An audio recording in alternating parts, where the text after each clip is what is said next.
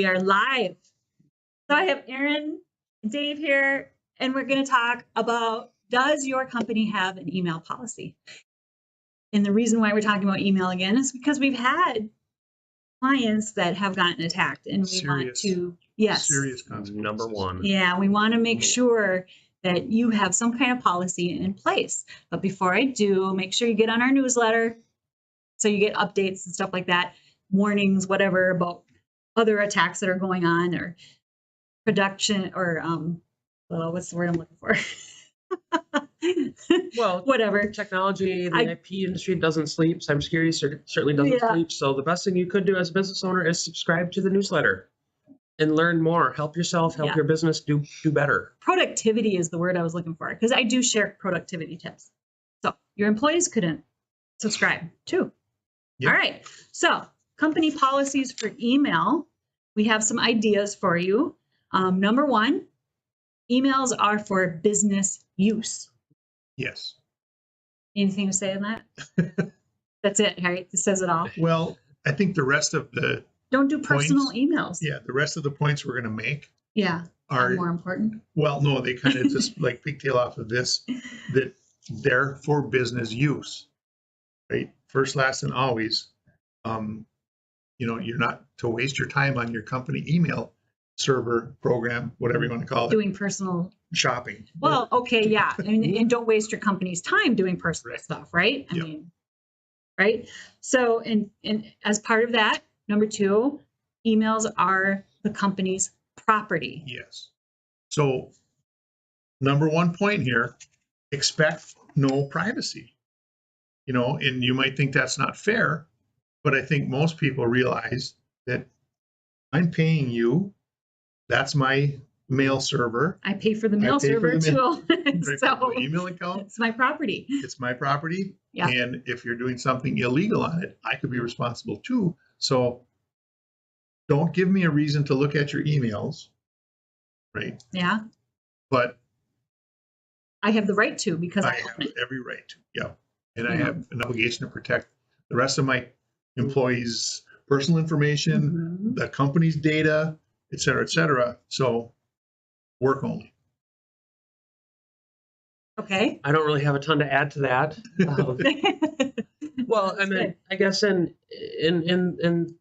all reality, you know, you should not be doing shopping or personal internet stuff with your business email. I mean, you're inviting some of the bad actors in by going to those places where they will hide. They will look for you at these high visited commercial online sites. And if you start using your business email, that's just one more thing you're giving them for free.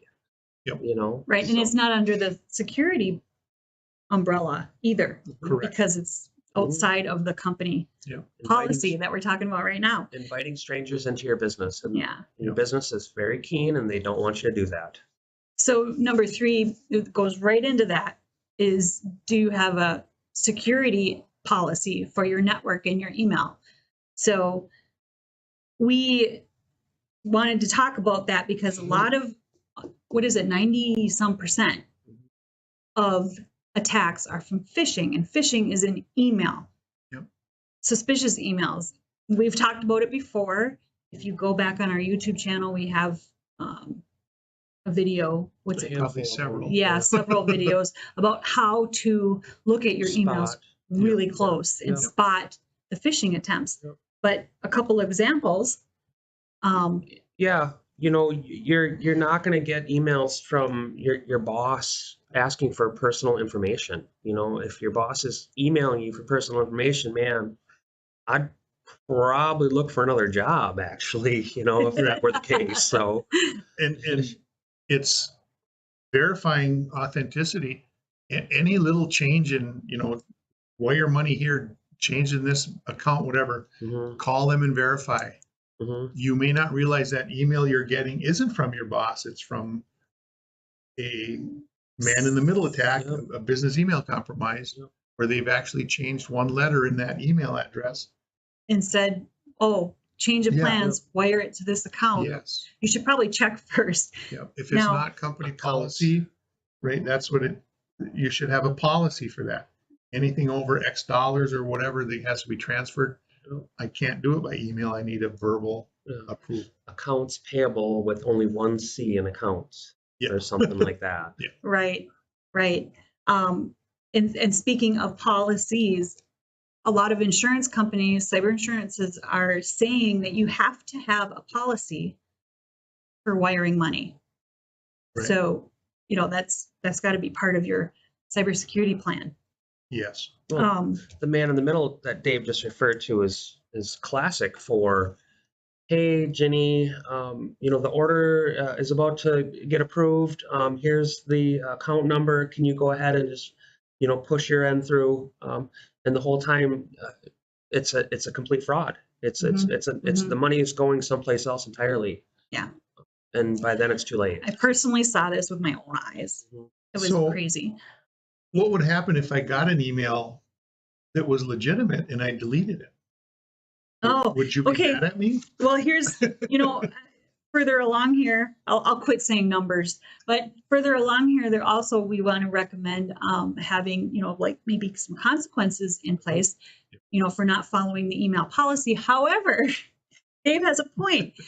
Don't punish your employees for deleting legit emails. Right. I mean, it's better to delete legit emails than to not delete and click on one or follow the instructions for one that was not from your. Honestly, I've deleted lots of legit emails. So what happens is they email you again or something. Ginny, I haven't heard from you, or they call and say, hey, Ginny, I haven't heard from you. And then I'll search my email and sure enough, I deleted your message. I thought it was spam. Yep. That's okay. I still got the work done. I still got in touch with the person, right? So it's okay. Yep. Better to be safe than sorry. Yep. So be suspicious. Anything out of the ordinary. Actually, I've never wired this company money before. I've never done this. Yeah, check it out. Kind of weird that they're asking me for something. The nose, does it pass the smell test? Yeah. When in doubt, throw it out. No. That was my refrigerator rule. That's right. No, Dave had a rule that rhymed like that. When in doubt. What was it? You said earlier, yeah. We have these awesome conversations before we go live. Oh well, maybe it'll come back. It'll come back. It's kind of the same thing though. When in doubt, throw it out. So, have a policy on what is not allowed. Yep. And this goes with some of. Yeah. Well, the comment earlier that it's your work's asset. It's a resource of your work. So please, keep it professional. Yep. Yeah. You don't want to be doing things in there that down the road are going to come back or could certainly have some consequences. I'm not an accounts payable person, but isn't there like a federal or a state law that you got to go with those videos that you got to watch and stuff about sexual harassment and stuff like that? Yeah. It's the same thing in your emails. And one other point, kind of tying these last 2 points together, is don't send passwords via email. I mean, when we set up email accounts for our customers, we email them a link to follow the login to get their password. That's a good to their point. box, actually. Yep. Right? That's a good point. And it's encrypted. So it's encrypted email too. Yep. Yes. And by the way, that goes on another topic. We did talk about this in our passwords episode. So make sure you go look at that. Yes. But when I share passwords, I use LastPass. Mm-hmm. I share it. Mm-hmm. Yep. Share I don't know, what do you call it? Is it vault? Password That's what vault? they call it, yes. Okay. Again, don't use email inappropriately. Mm-hmm. You should have a policy for what kinds of emails you should keep. Yep. I think our policy is pretty much to keep most of it, Everything, right? pretty much. Yeah. I don't know. Well, what is our policy? I should know this, right? I remember succinctly when I started, my boss telling me, don't worry about archiving. We have like terabytes of space, so we can save. We're never going to run out of space. So you can archive everything. Okay. Now, do I archive my junk mail and my advertisements? No. But if you have perhaps a different type of email application you're using, you might be limited to how much you can save. Then you need to learn how to archive, and you need to know how to manage your email with folders, with the folder structure, so it's organized. That's a whole nother story, But another episode maybe. yeah, but, maybe we'll too. yeah. You know, kind of talking about the future a little bit too, the way things are converging is we're seeing sort of this repository of all of our digital information, whether it's email archives or our file systems and structures from years and years and years. Well, that's all being collected in some of these joint shared cloud spaces nowadays. So what I'm saying here is if you're 10 years in and you've got this program that DS Tech can support and offer, you have the capability of doing advanced searching, meaning you could do searches that will search your 10-year-old email database archive or search all your file systems for that. I knew I sent that one email to so-and-so a long time ago, or geez, I know I worked on that document. Yeah. And it'll pull it all in front of you. I do that. I do have emails all the way back that I can search for our conversations with customers or whatever. And I think I talked to you about this earlier. It's nice to have a paper trail. So absolutely. I mean, I don't remember stuff. And then sometimes it's nice to have that backup that I did that. I did do that. See, I said right here. And we, one of our customers actually had a man-in-the-middle attack, and they wired some money, and so they had us go back and look at where did this email trail get kind hijacked. of go off the rails, get hijacked and start being not from that person's boss, but from someone else. And so the good part about it is you can learn what's suspicious, and we can also teach you if you enroll in our fish training.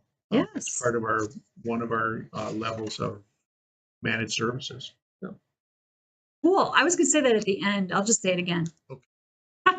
That's all right. We can say it in the middle. And I mean, we have really good fish training. I've been in it, and it trained me well. I even delete legit emails. Well, and the statistics, if you've had a chance to look at the statistics over time, it's really interesting, actually. Yeah. You know, because you would think, oh, geez, you'll never get me. Well, I'm pretty sure we'll get you eventually, or somebody will get you eventually, because they're and there's tricky. The probability is across the board. So, you know, it's a very good tool to encourage that training and awareness. And we can track, or not we, but the program can track what they call the click rate. You know, who clicked on a link, who clicked on something they shouldn't have.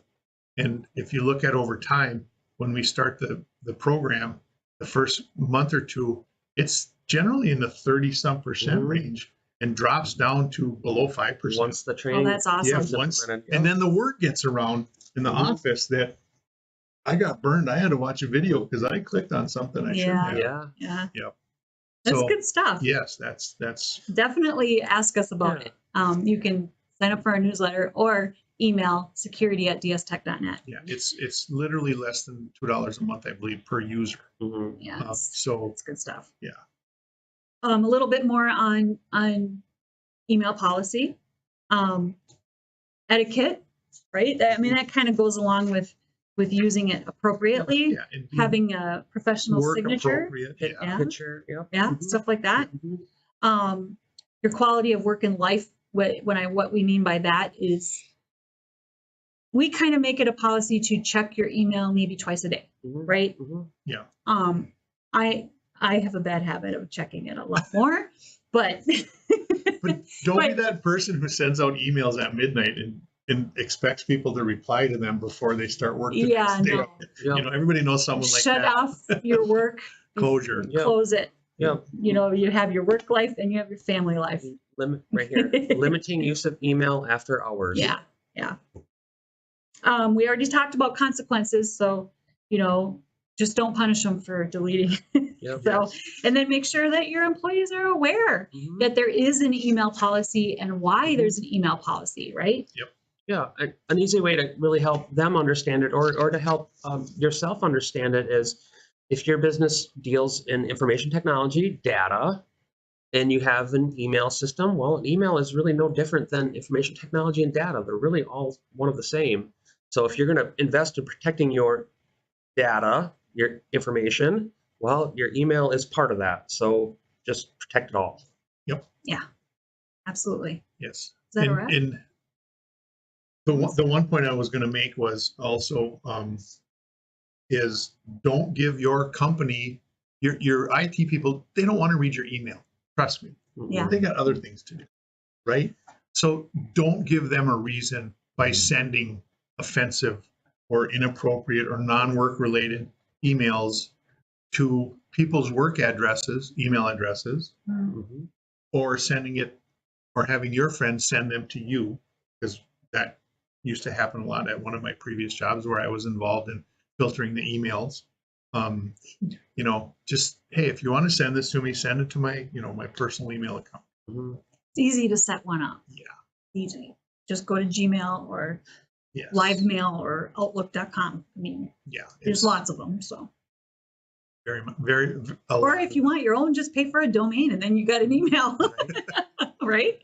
So, AP.com. I like that. yeah, JennyK.com. Facilities. All right. Are we good? I think so. All right. We already told you to sign up for our newsletter, Yep. but get in touch with us if you have questions, or comment, like, share, whatever, and let us know. I mean, we're always looking for topics. We have lots of topics, and our favorite is security. But give us some ideas, give us some questions. All right. Yep. Make it a great